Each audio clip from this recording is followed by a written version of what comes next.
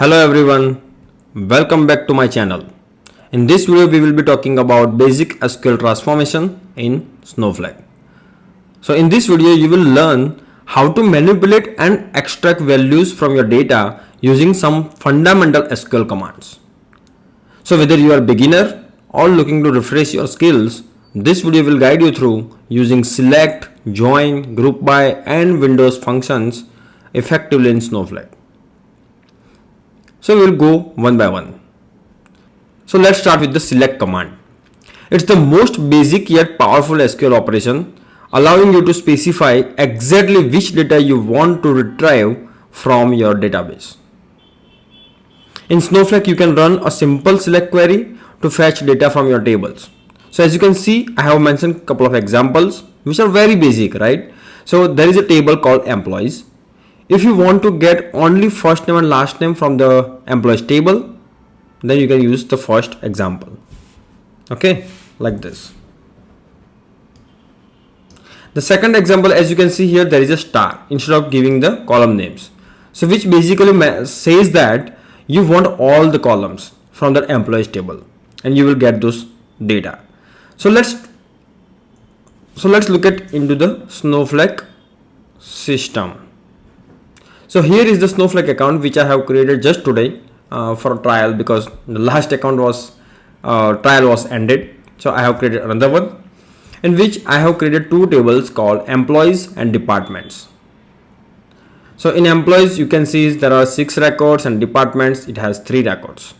Now if I want to get list of employees, so I will write like this: select. First, instead of writing anything, I generally do like this: from and then the table name. So basically table name is not showing up here as an autocomplete because database is not selected. But if you do not want to select database, you want to play with all the databases, then you can write the whole path: HP, then public, schema, then database name, sorry, table name. Okay, and generally you select this. So at least whichever primary database you are working on, you do not need to mention this prefix. Okay. Now first I will try with the star. Okay. So as you can see, all 6 records are coming here, and the schema of that employees table you can see here, right? ID, first name, last name, and ID is not ID is something which is auto increment, which is I have created a sequence for that. This is here. So let me show you the setup as well before going through that. So as you can see, I have just created a database. Then I created 2 sequences. One is for employee and one is for department. So these are the columns, and I have created table. Default is employee sequence dot next well, which is basically whenever you add a new record, it automatically increases the value from the last one. Okay. Then this is the departments table, which doesn't have much information right now, just the name and the ID. Okay. So as I progress with more complex SQL commands or more complex SQL transformation in future videos, I will increase the value information in this department table. But for now, this is enough for our demo and purposes, right? So these are the I have inserted the records into this employees table, and these are the 3 departments I have inserted, right? But how can you read them through the select queries? So basically I put star, then it will give me all the columns. But if you specify column names like this first name, and now as you can see here, why I put this from employees first, because when you do that, at least Snowflake UI knows that you are reading the data from employees. So it will suggest you all the column names. So suppose if I write L, it shows me that last name is a column, right? So that benefits us. So that's why I put from employees first. Now if I run this, you will get only first name and last name. Okay. So there are a lot more other features of this select statement. Probably I will have another video on how you can use this. There are like limit, offset, right, which are also another basic concept of the select query. Then order by, group by, again I'm going to there in just next couple of command, but there are a lot of things you can do with this select query. with more advanced query, right? So we'll get there, but for now this is the basic concept of the select. Okay, now let's go to the next command, which is join. So join is another powerful command which allows to join two or more tables, and there are always some relative columns, as you can see here in our tables, right? The employees and departments. I have a relation between these two. So we have a department ID as a column in employees table. So you can join with that. So it allows to retrieve selected columns from all join tables as a single record. So you can have employee name, then department name, everything in one record. So this is the benefit of putting the data into database and retrieving through this select statement. And now join is another feature. So let's look at the query itself directly. So I will write query here, select. Okay, again I will write like this for employees, then I will do join, and we are going to join with the departments. Okay, so on employees dot department ID, it also suggests that, right? And departments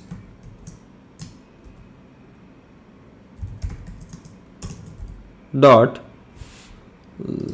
is there a wrong? No, right? Then ID.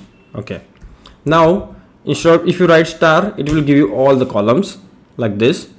As you can see, there are all columns from up to department ID is from employees table, and the ID and name are from departments table. Sorry, first one was employees and then this is departments. Now you can also use aliases instead of writing these full names. So as you can see, you can just put it E here, as you can see D, and E dot employee ID, and here D dot ID. And then instead of writing star, what you can do here is that E dot first name, E dot last name, and then you can write like this D dot name, and you can write like this. You can also provide aliases like this, department name. If I enter this, now as you can see, this is the first name, last name, and the department name in that this employee works, right? So that way you can use the join statement. So again, this is just, we join only two tables. Suppose you want to join the third table called there is a worksheet table, and you want to get the information from the worksheet table for this particular employee, attendance table, leaves table. So there are a lot of things, right? And you want all the information in one row, in one query itself, then you can join those tables. Now let's talk about the next command. Next command is group by. So group by is also very helpful. Basically it allows you to group the rows into different buckets, or you can say groups, like this is a department in our case, right? So in different departments based on common values in one column. So in our case, department is something which has 3 values only, but we have 6 employees. So you can group them into the departments. So what question you can answer from this, that is like how many employees are working in each department. So this is called aggregated data, and you can get the summary of those departments, right? So let's look at this query itself here. This is an example. I'm going to write there. Basically what we are doing here, we are trying to find out the count of the first name. So it's not a first name, you can mention any column here, and as, or you can mention 1 as well, count of 1, as number of employees, right? And I have taken the department name from D. The D is nothing but alias for departments table. Okay, so this answer can be retrieved from only employees table using department ID. Okay, and then you can group by this department name. Let's write the query here. Select E dot, let's look at it like this, from employees as E, join. See, the main thing is that employees table has department ID, right? So what you can do here is that you can write like this directly, E dot department ID, comma, count of 1. Okay, and then you can just mention like this, group by 1. 1 is nothing but an index, in order to instead of mentioning the whole name, you can mention numbers. This is nothing but index, and this index is like one is indexes are like this: 1, 2, 3. So whatever, suppose 5 columns are there, since the 5 index is there, so it starts with 1. So 1 is department ID, or you can do like this: e dot department ID. Okay, once you write this and if you enter, you can see here for this department ID 1, you have 2 employees, for 2, and for third one is also 2 employees. But now, as you can see, you cannot understand the name, right? Without name, how can you get that? So that's why I used joins there actually. So if I add the join here like this, and you can just use the department d dot name as depart name. Okay, and then in the group by, I'll just put d dot name. If I run this, now you can get based on department name itself. So in engineering, there are 2 employees are working, marketing 2, and sales also 2.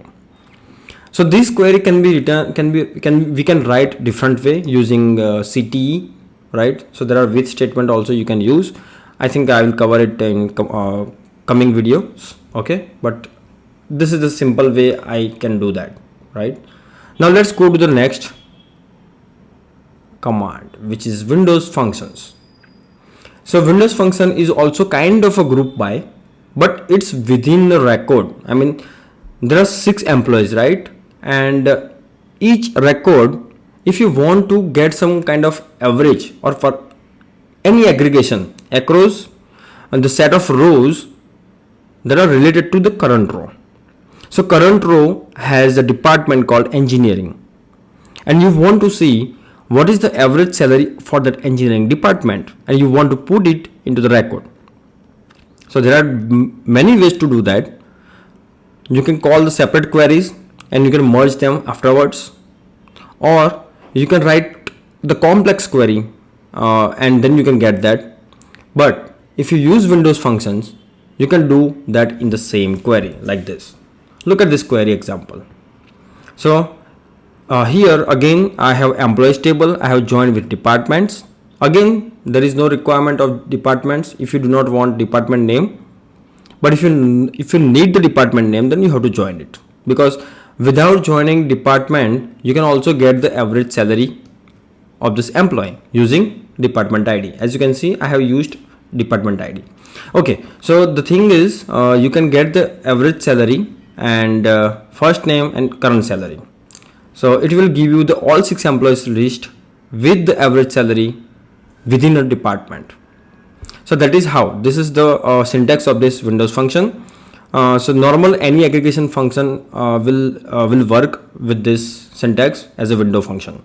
So average of e dot salary over partition by, instead of group by, you are writing here partition by e dot department ID.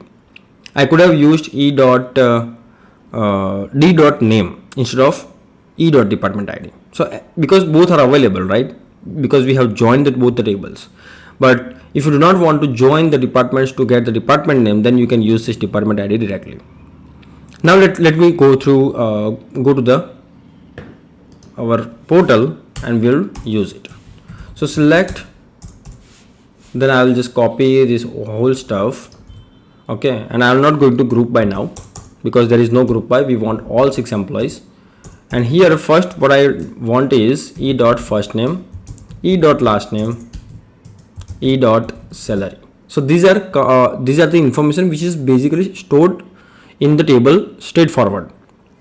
But now I want average salary of this. So what I will do is average of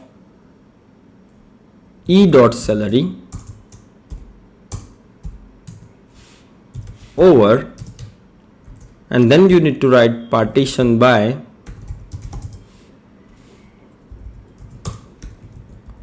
and the name of the column which needs to be used as a grouping, right? So this is department, so ultimately e dot department ID. Now this is average salary, average department salary. Okay, now same thing you can do for max. Suppose you want to get what is the maximum salary in that department. So e dot salary, and I'll just copy like this. And if I run this query, you will get, this is the average depth cell. Sorry, I just need to rename it, but that's okay, right? Yeah, so this is the first name, last name. This is Hardik Patel, salary is 10,000, and average department salary is 12,500, and maximum department salary is 15,000. So you can get this kind of information. And basically, if you see this, okay, let me put the department name as well, so you will get an idea. D dot name as department name. Okay, so as you can see, this is engineering department, right? So in engineering department there are two employees, Hardik Patel and Nirav Patel, right? So both has 10,000 salary and 15,000 salary. So if you average it out, you can see that 12,500 average salary we can get it, and the maximum department salary is 15,000, which is Nirav has. So the same way for sales team, 30,000 is average and 40,000 is the max salary available. Not available, it's given to this employee, right? So this is how you can use the window function. So I think that's it from this video. I'll cover more this kind of functions and features which is available to query the data from the Snowflake, right? So thank you very much for hearing me out and watching this video. I will come up with more videos around the Snowflake, because Snowflake is growing and the data engineering field is also growing. So thank you very much. See you soon in the next video.